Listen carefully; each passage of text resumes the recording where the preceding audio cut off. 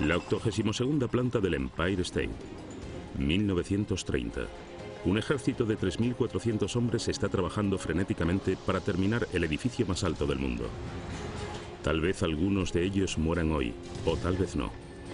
De cualquier modo, el trabajo debe continuar. 80 años más tarde, otro ejército está trabajando arduamente en un nuevo rascacielos. Sobre las huellas de las caídas Torres Gemelas, el nuevo World Trade Center está creciendo rápidamente.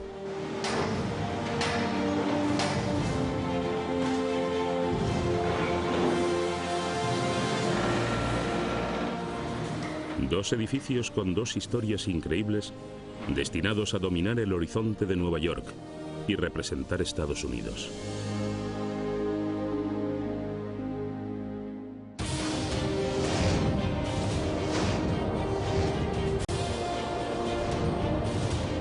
El Empire State.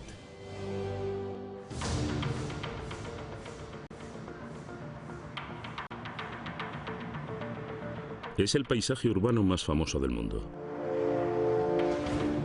Nueva York cuenta con más rascacielos que cualquier otra ciudad de Estados Unidos. En estos cañones de vidrio, acero y hormigón, un edificio define el horizonte de Manhattan, el Empire State.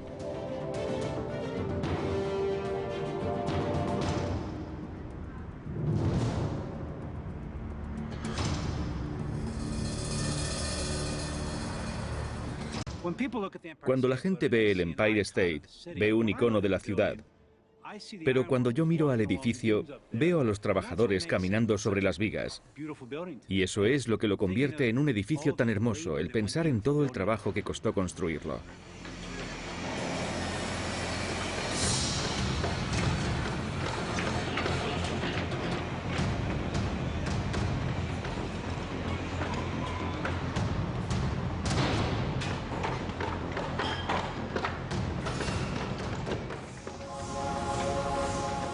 Hay riesgos, pero cuando se termine, hará historia.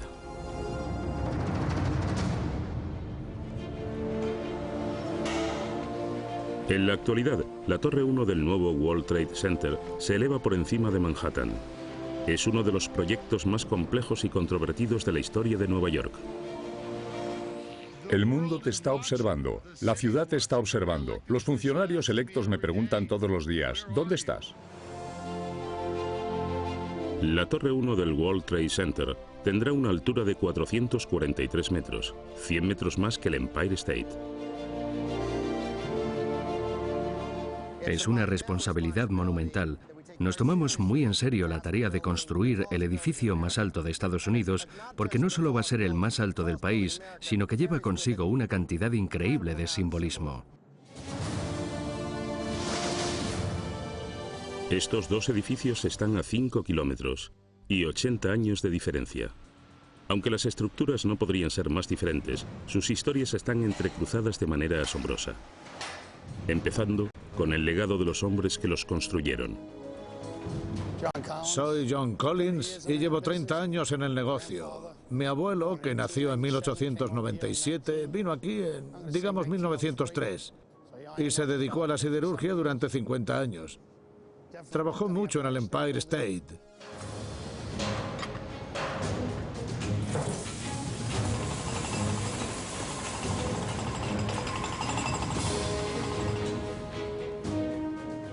La siderurgia ha tenido siempre una cualidad de dinastía familiar. Los padres les pasan el trabajo a sus hijos, que luego acaban viendo cómo los suyos también se meten en esto. Creo que tiene algo que ver con el orgullo del trabajo.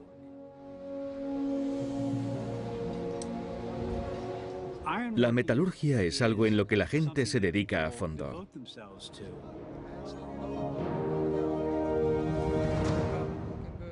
Mi abuelo trabajó en el Empire State junto con muchas otras personas en aquella época. Resulta muy interesante poder mirar atrás para ver dónde estaban y dónde estamos nosotros ahora. ¿Ya vienen? Sigue. Estos herreros eran los mejores en el negocio, y al transmitir sus conocimientos y habilidades de generación en generación, también transmiten sus leyendas. Mi abuelo era Joe Jocks y uno de sus primeros trabajos fue el Empire State. Recuerdo que me contaba historias de la época de la Gran Depresión, que entonces la gente hacía cola todos los días, esperando que alguien se cayera. Con tantos obreros cualificados desempleados, siempre había alguien dispuesto a ocupar su lugar. Estos hombres fueron los pioneros del cielo. Subían hasta lugares donde nadie había estado antes y construían edificios de unas alturas que nadie había soñado.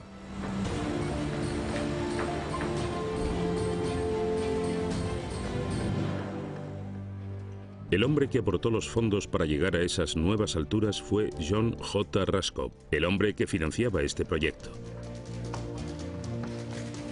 Después de una carrera fallida en la política, el Empire State ofrecía a Raskob la oportunidad de dejar un legado muy grande detrás. Su plan era tremendamente ambicioso. Quería construir el edificio más alto del mundo.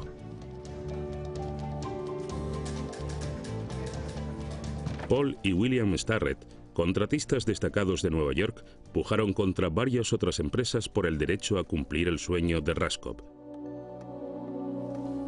Cuando él conoció a los Starrett, sus aptitudes quedaron patentes de inmediato.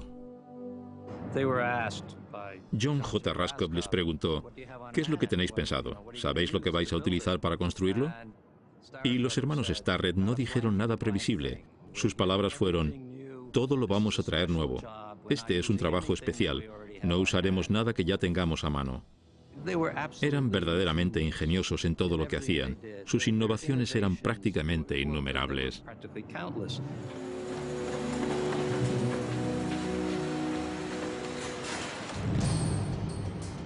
Al igual que los hermanos Starrett, los hombres que construyen la Torre 1 del World Trade Center afrontan una serie de obstáculos. Este edificio de 3.000 millones de dólares se está levantando al lado de las huellas originales de las Torres Gemelas y se convertirá en un monumento a las vidas perdidas en el 11S. Este es un lugar sagrado para los estadounidenses y el debate emocional sobre qué se debería construir aquí ha retrasado el proyecto durante años.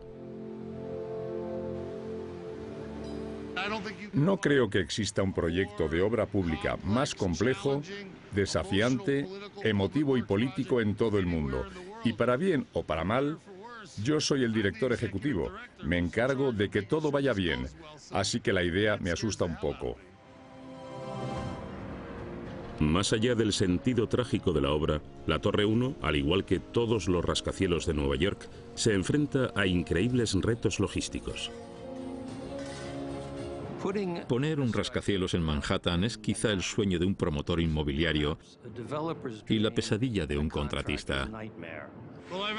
He oído la expresión de que construir en esta ciudad es como hacer cirugía de corazón en una cabina telefónica. Yo lo describiría como estar en una cabina con otras 5 personas dentro. Imagínate la cantidad de cosas que tienen que venir aquí cada día. Estamos construyendo el edificio más grande de Estados Unidos en una de las intersecciones más transitadas del mundo.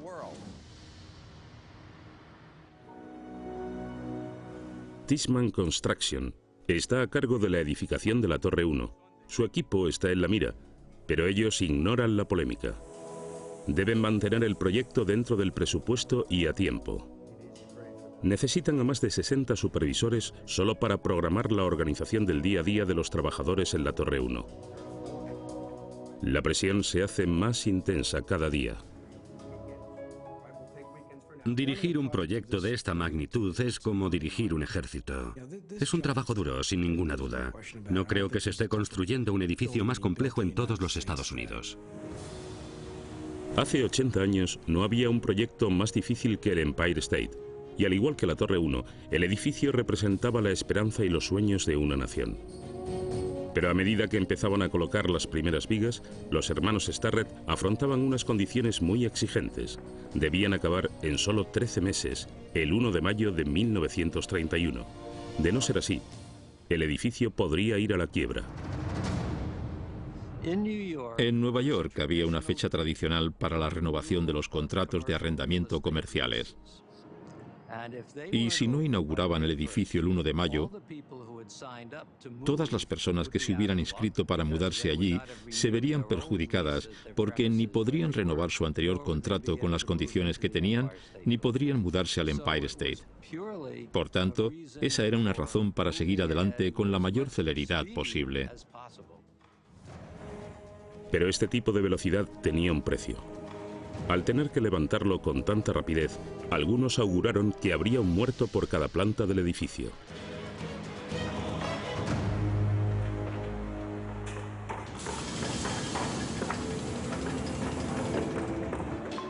El 7 de abril de 1930 se inició la construcción del Empire State. Los hombres que vinieron a trabajar en este gran proyecto eran conscientes de los riesgos que implicaba. Muchos expertos predijeron que morirían muchos trabajadores. Esos temores eran justificados, ya que los grandes proyectos siempre acababan con numerosas víctimas. Durante la construcción de la presa Hoover, 96 trabajadores perdieron la vida.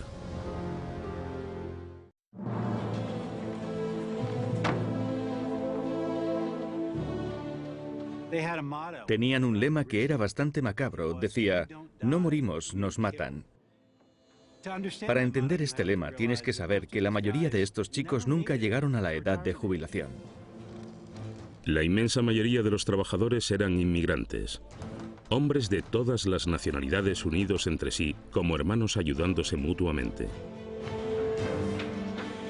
Un resbalón significaba una muerte segura, ya que tenían que mantener el equilibrio con los fuertes vientos que soplaban desde el río Hudson. Una de las reglas vitales era no mires hacia abajo. Lo peor es cuando caminas tú solo sobre una barra de acero por primera vez.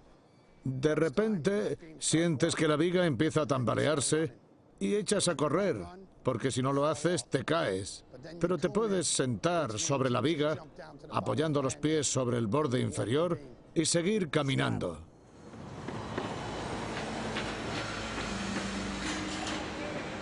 Un aguador cuenta cómo se salvó por los pelos. Una vez, a 12 pisos de altura, me resbalé. Me aferré a la viga con mis piernas. Me habría convertido en una mancha en el asfalto. Cuando tienes 16 años, no tienes suficiente cabeza para pasar miedo. Entonces no teníamos líneas de seguridad, no teníamos cascos, gafas protectoras ni cosas por el estilo. Y lo único que te decían era, ve a por el hierro y haz tu trabajo. Con la depresión asolando Nueva York, siempre había alguien esperando para ocupar tu lugar. Mi madre me contó una historia sobre un hombre que tuvo un accidente. Se cortó el dedo, pero no atravesó el guante, así que este hombre se limitó a sacudir el guante, dejar caer el dedo y seguir trabajando, porque si no habría perdido su puesto. Algunos trabajadores abrazaban el peligro e incluso encontraban formas de suavizarlo. Todo el mundo se cree que tienes que ser un superhombre para manipular acero.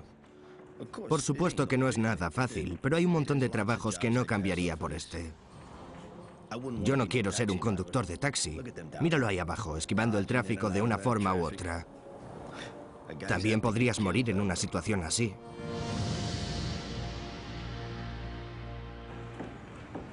Pero este trabajo arriesgado estaba bien pagado. El salario promedio era de $15 al día por un turno de 10 horas.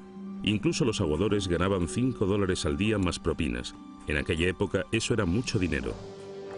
Durante el apogeo de la construcción, llegaron a trabajar 3.400 hombres en el edificio, organizados en grupos que operaban rápidamente. En aquellos tiempos parecía una carrera. Ponías a un grupo detrás de otro y era como una contrarreloj. Todo se hacía deprisa.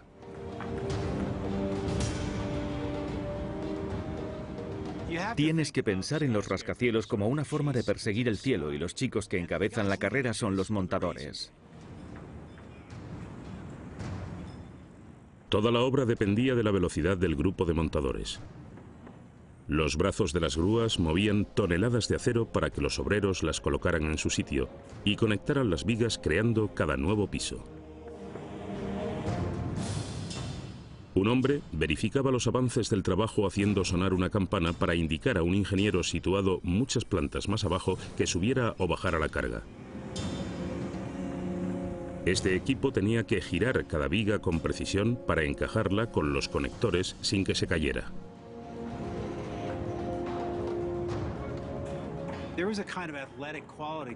Estos chicos poseen cualidades atléticas. Tienen que estar en la zona todo el día porque allí arriba todo se mueve muy rápido y desde que quitan una viga de una grúa tienen que agarrarla y colocarla.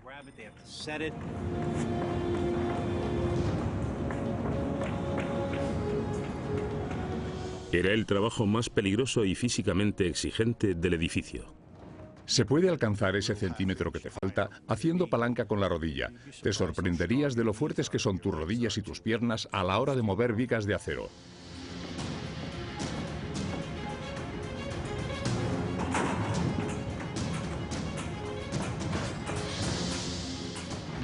Si tienes problemas con los agujeros, puedes usar tu lenguaje corporal y mover una pieza de 5 toneladas sin problema.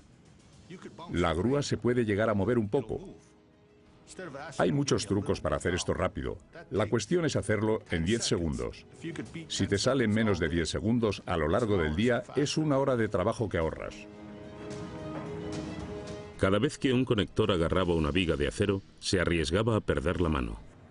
Y si el operador de la grúa soltaba la carga antes de tiempo, el conector se arriesgaba a perder su vida. Cuando vas a encajar una viga, la tienes viniendo hacia ti. Ahí debes estar muy atento. A veces, cuando tienes que mirar hacia arriba, te puedes marear por un segundo. Los bloques de acero y las nubes se mueven y se te ponen los pelos de punta.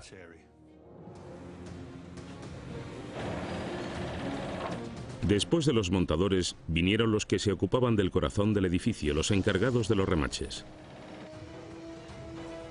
Los remaches fundidos creaban una unión de alta resistencia, pero trabajar con ellos requería velocidad y rapidez de reflejos. El soldador tenía que lanzar un remache a 500 grados de temperatura al receptor.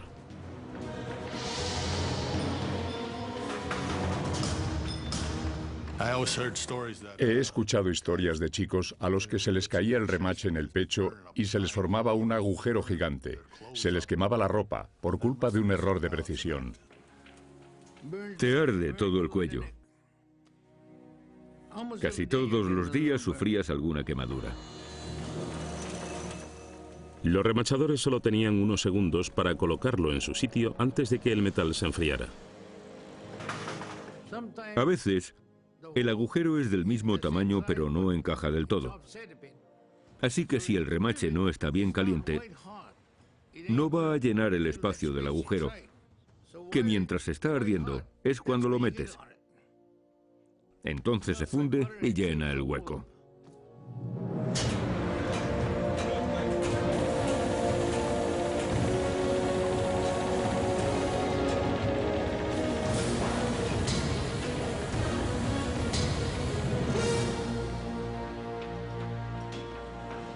A pesar de las peligrosas condiciones que afrontaban los obreros, la predicción de que habría víctimas en masa no se hizo realidad.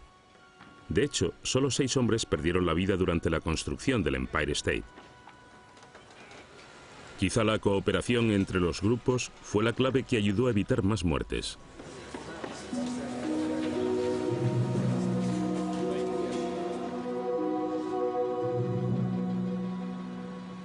Pero hoy en día, si se diera una sola muerte por accidente en la Torre 1, sería un desastre. Con todo el mundo pendiente del World Trade Center, no puede haber errores.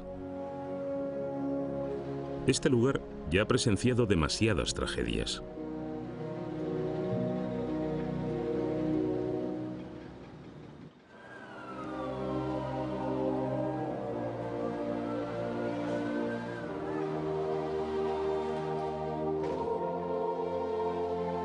Después del horror del 11S hubo un gran debate. ¿Debería reconstruirse el World Trade Center?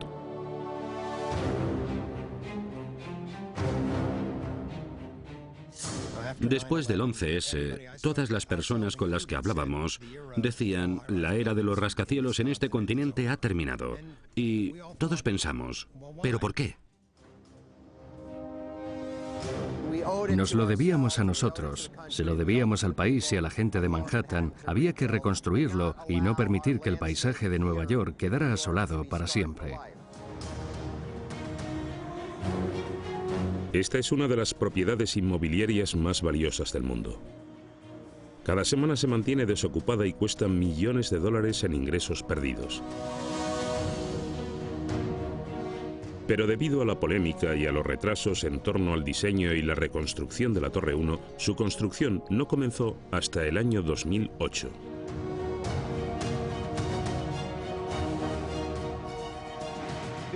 Estamos construyendo el edificio más alto, el rascacielos más alto de Estados Unidos. Y hay un punto de orgullo en esto, no solo debido a los terroristas y el ataque, sino a que la ciudad necesita que se construya.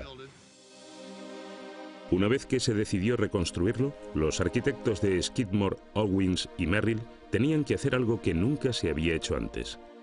Iban a diseñar una fortaleza de alta tecnología. La Torre 1 es en realidad dos edificios, un núcleo de hormigón dentro de un marco de acero. Esto no es propio de la mayoría de los edificios. Si por lo general los edificios son de cemento o de acero, este es una especie de híbrido. Tenemos un fuerte núcleo de hormigón combinado en este edificio de acero.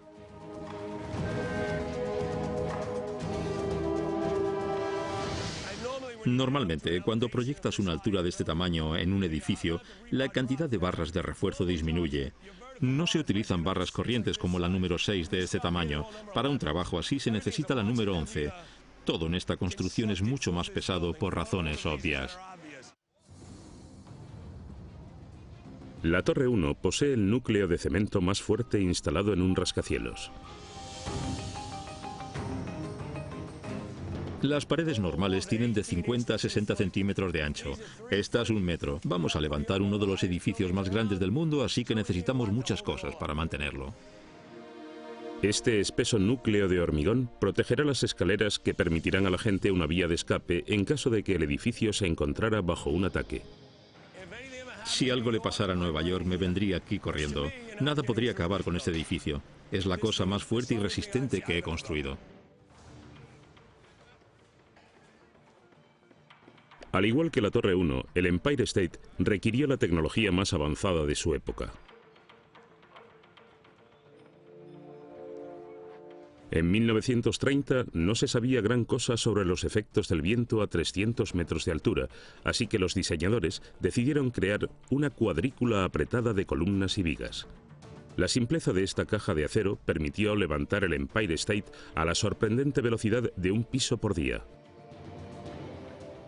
Pero la Torre 1 se está construyendo a 1 piso por semana. Todo el mundo en esta ciudad tiene una opinión sobre la rapidez con la que se puede construir. El Empire State es un edificio de cristal y acero revestido con sistemas muy simples en su interior.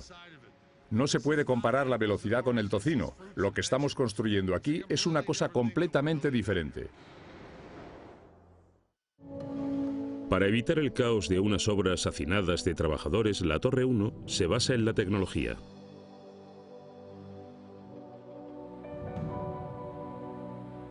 Los palos han sido sustituidos por palancas de mando. Antes hacían falta 3 hombres para mover un brazo de la grúa, ahora solo hace falta un par de dedos.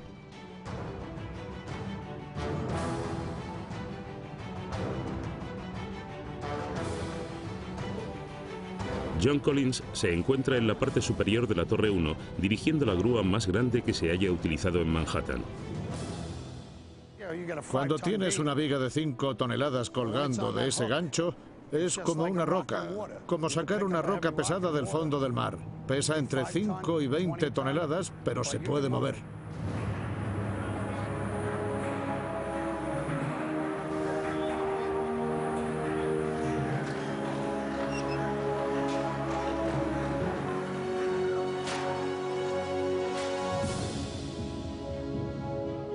Trabajar en el turno de noche es mucho más peligroso, así que Keith Mayo tiene las manos ocupadas mientras guía al operador de la grúa por radio.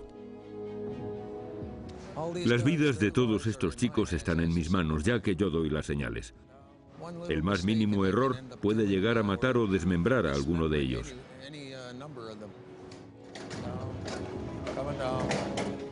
Como el operador de la grúa no puede ver lo que está pasando, lo que hago yo es dirigir esa grúa.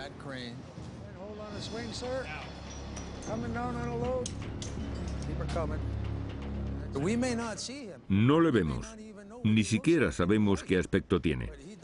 Pero él reconoce mi voz y yo la suya. Y en eso nos basamos.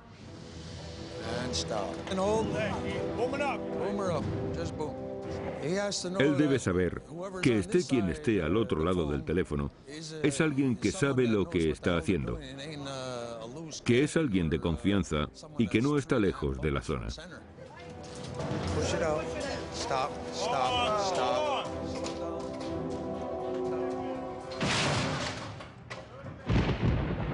Pero toda la tecnología en el mundo se vuelve inútil cuando se desencadena una tormenta en el río Hudson. Esta mañana tuvimos que parar porque el viento azotaba a más de 40 kilómetros por hora. No se pueden controlar los aparejos con unos vientos como estos, así que paramos. Y cuanto más arriba lleguemos, más difícil se va a poner con la nieve y todo lo demás. Cada vez que empieza una tormenta, deben tomar una decisión. Seguir trabajando a pesar de las malas condiciones o parar y arriesgarse a no terminar a tiempo. En la Torre 1 no hay opciones fáciles.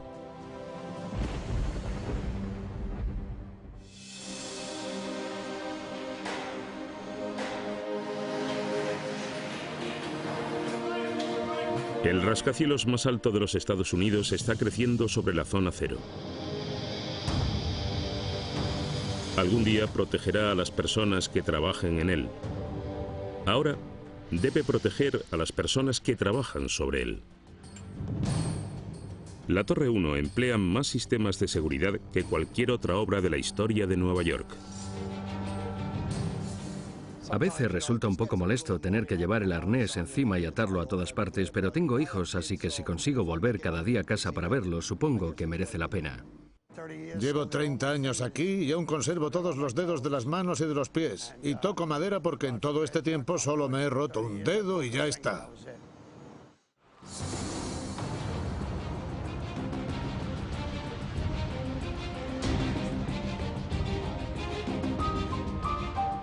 Pero hay otro factor en esta ecuación de la seguridad. La Torre 1 está situada sobre una de las estaciones de metro más concurridas de Nueva York. 50.000 personas pasan por ella todos los días.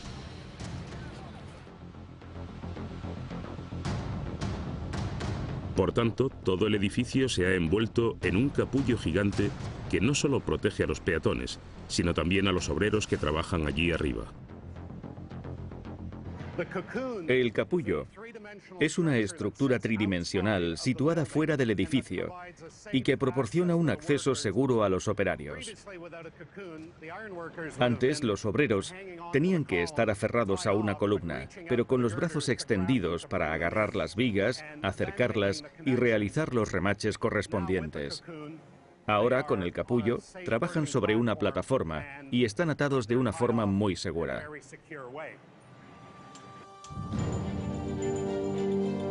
Han cambiado muchas cosas en 8 décadas. Sin embargo, los operarios de la parte superior de la Torre 1 tienen un trabajo muy similar al de los hombres que construyeron el Empire State.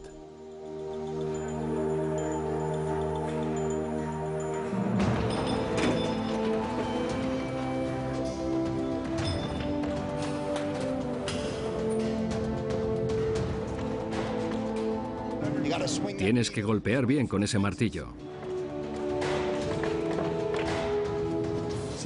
Para unir bien la columna, los agujeros deben quedar alineados. Hay que meter una barra conectora en cada agujero y ajustarla con una llave de cola. Le pones una tuerca, le das varias vueltas y ya está.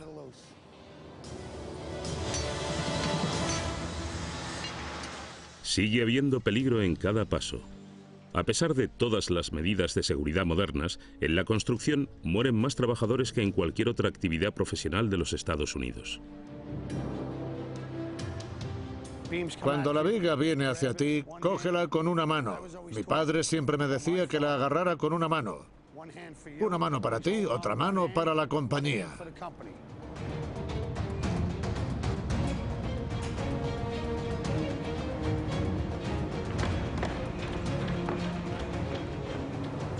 Nosotros nos limitamos a unir las vigas. Así llevamos desde los años 30, desde la época de mi abuelo.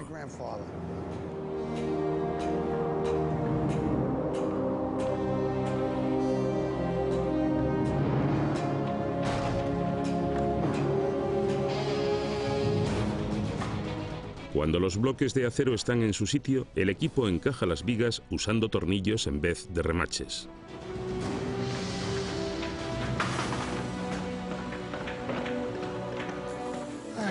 Yo creo que es lo mismo. Un obrero conecta la viga y luego hay que alinearla.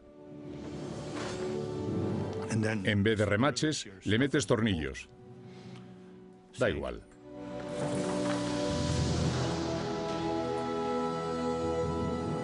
Cada tornillo debe ser calibrado y comprobado 2 veces para asegurarse de que está lo suficientemente apretado. Aunque los 2 edificios utilizan la tecnología más avanzada de su tiempo, siguen siendo básicamente edificios hechos a mano. Estos artesanos de élite provienen de muchos lugares diferentes, pero todos ellos tienen un objetivo en común: construir el edificio más alto de los Estados Unidos.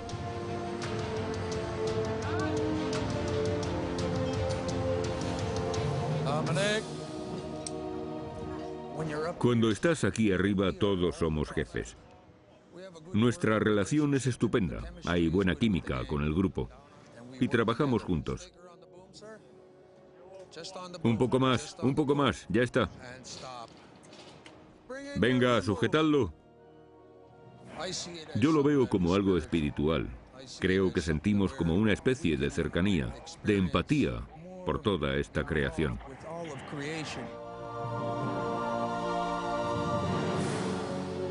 Quizá el abuelo de Keith Mayo experimentara lo mismo cuando construyó el Empire State.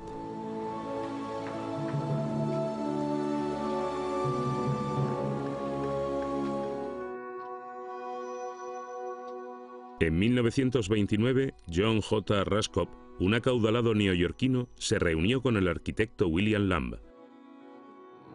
Uno de ellos puso un lápiz de pie. Se parecía un poco a la forma del Empire State. Y Raskob dijo, ¿cómo de grande podrías hacerlo sin que se derrumbara?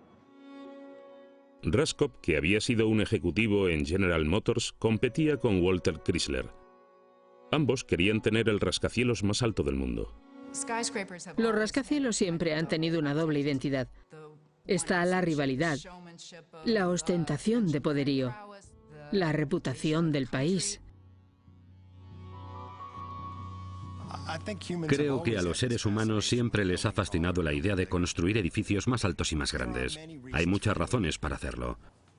Muchas veces es por ego o por dejar un legado, pues ¿qué vamos a dejar atrás cuando hayamos muerto? Raskob quería crear una ciudad dentro de otra, de forma que hasta 80.000 personas entraran y salieran del edificio todos los días. Cuando decidió financiar el Empire State, corría un riesgo económico monumental. Estaba suponiendo que habría la suficiente demanda para llenar 195.000 metros cuadrados con oficinas, muchos más que en cualquier otro edificio de esa época en Nueva York. En el momento de su creación, el Empire State fue un ejercicio de optimismo. Sus desarrolladores eran empresarios sin experiencia en propiedades inmobiliarias. Se estaban adentrando con mucho entusiasmo en un nuevo terreno. Era una propuesta arriesgada incluso en una buena época, pero el inicio de la Gran Depresión convirtió el sueño de Raskob en una apuesta desesperada. Necesitaban terminar el edificio en 13 meses y abrir el 1 de mayo. De lo contrario, no habría inquilinos ni ingresos, y el Empire State sería un desastre financiero. Los contratistas de Raskob eran su única esperanza. Para tener alguna posibilidad de acabar a tiempo, utilizaron una nueva técnica llamada construir por la vía rápida. Los Starrett comenzaron a construir antes de que el arquitecto principal William Lamb hubiera finalizado el diseño. Los arquitectos solo habían diseñado unos cuantos pisos y los contratistas ya habían puesto a sus hombres a trabajar.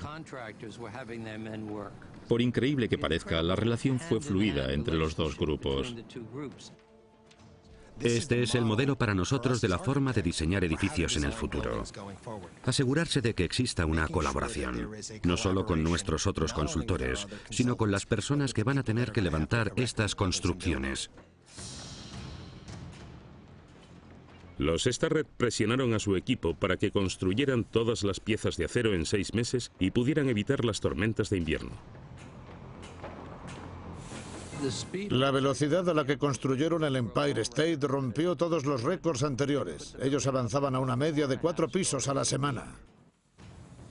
Estas labores fueron completadas en octubre de 1930. A continuación, las obras continuaron dentro del edificio de forma que la nieve y el hielo no afectaran el ritmo de la construcción. Para terminar con la piel del edificio, se les ocurrió otra innovación más. Los Starrett dijeron: no compremos ladrillos para la fachada del edificio porque son caros. Podríamos poner piedra caliza en su lugar por un precio inferior. Sería más fácil y más rápido, y a largo plazo sería incluso más bonito de ver. Utilizaron losas prefabricadas de piedra caliza que se podían colocar fácilmente en la fachada. Fue el primer muro cortina a gran escala de la historia de la construcción en Estados Unidos. La Torre 1 también cuenta con un muro cortina de vidrio en lugar de piedra caliza. Cuando se termine, tomará su lugar junto al Empire State y ambos marcarán el horizonte de Nueva York. Uno espacioso y moderno y el otro sólido y clásico.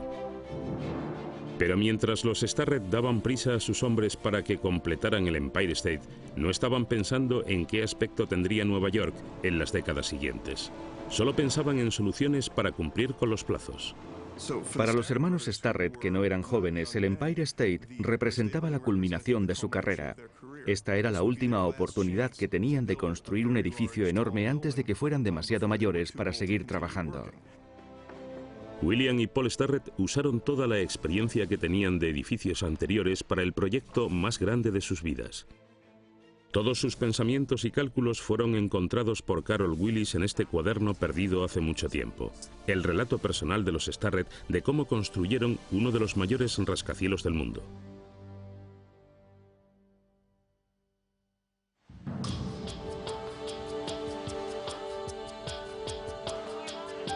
Cuando los sueños se convierten en cemento y acero, algunas cosas siempre salen mal.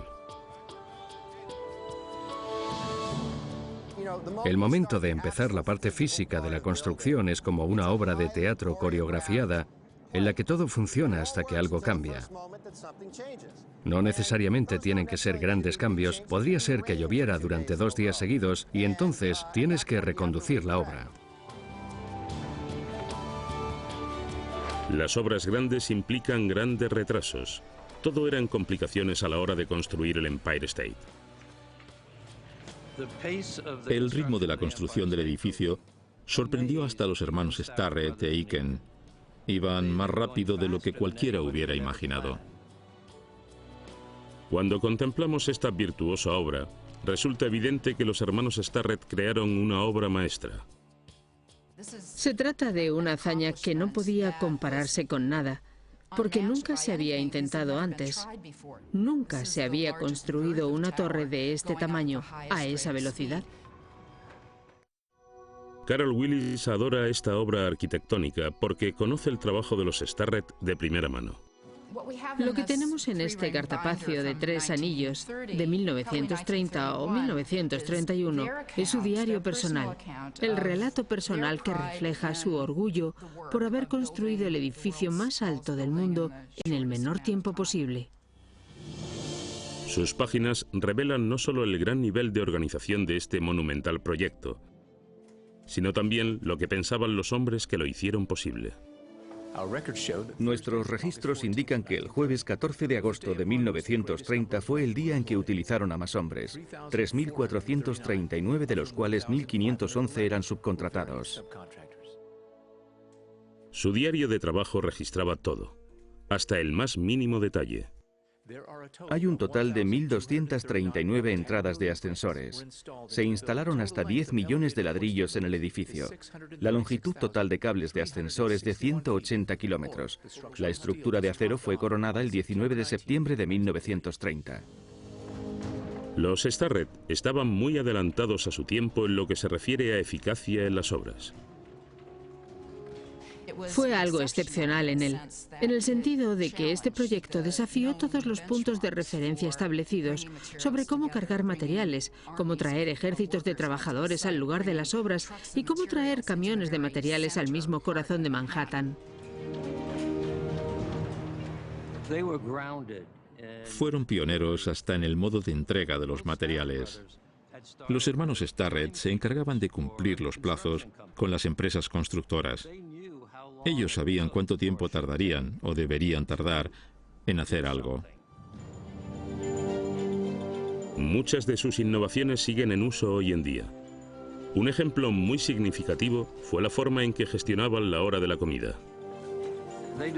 Descubrieron que los obreros tenían que bajar hasta la primera planta por las escaleras y luego volver a subir todo el camino, lo cual solía ser entre 5 y 10 pisos. Así que decidieron instalar cafeterías para que los obreros no tuvieran que ir hasta abajo del todo y perder el tiempo. El edificio terminó con 5 cafeterías ubicadas estratégicamente en diferentes plantas. Un trabajador podía comprar 2 bocadillos, un dulce y café o leche por 40 centavos.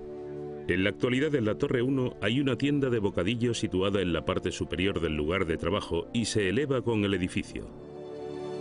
Los Starrett también instalaron un sistema de raíles para traer materiales pesados de forma rápida. Se trataba de un pequeño vehículo que podía empujar un hombre en vez de tener a 10 hombres empujando carretillas. Eso permitía transportar los materiales desde el hueco del ascensor directamente al lugar donde se necesitaban, de forma que el obrero, con solo extender la mano, ya encontrara los ladrillos que buscaba. Ellos vigilaban y luchaban constantemente para sacar la máxima productividad de cada minuto de la jornada laboral.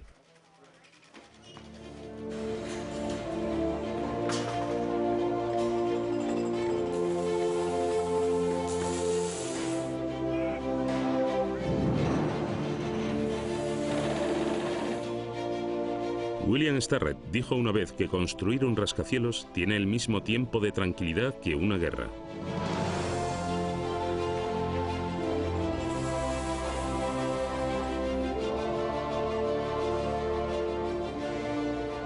Pero los Starrett ganaron esa guerra. Terminaron el Empire State 2 meses antes de lo previsto y $2 millones por debajo del presupuesto. Fue un momento de orgullo, pero las presiones incesantes de este logro monumental desgastaron a sus creadores. Los hermanos William y Paul Starrett habían sufrido presiones realmente grandes a lo largo de las obras. William murió al año siguiente de que el Empire State fuera terminado y Paul Starrett sufrió un ataque de nervios. Paul se recuperó y retomó su carrera de arquitecto, pero siempre pensó que la muerte de su hermano en 1932 fue causada por el exceso de trabajo. Antes de morir, William escribió sobre su trabajo como constructor.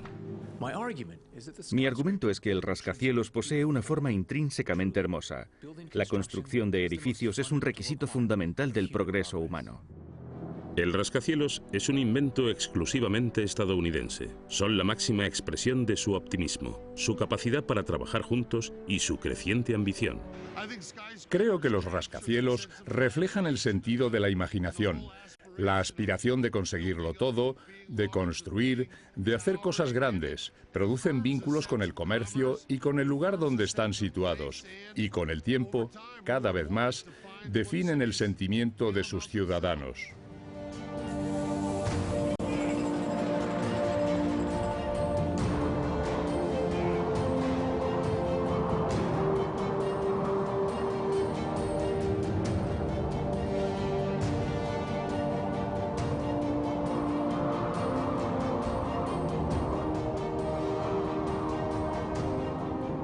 El Empire State es una hazaña que nunca podrá ser igualada.